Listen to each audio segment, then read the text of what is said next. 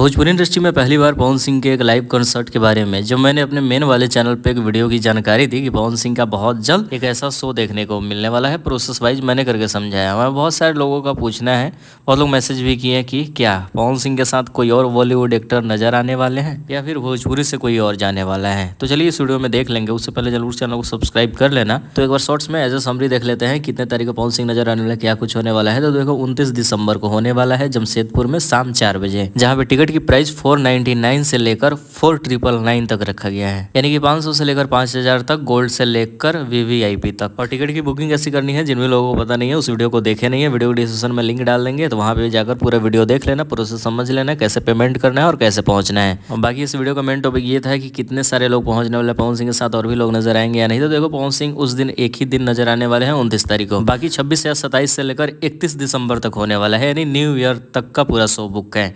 29 को पवन सिंह नजर आने वाला है। पवन सिंह अकेले नजर आएंगे। पवन सिंह के साथ कोई भी भोजपुरी का कलाकार नजर नहीं आएगा, क्योंकि ये खुशी सबसे थोड़ी देखा जाएगा। एक दुश्मन आके बताइए कार्यक्रम को खराब कर दिया बेहुदा।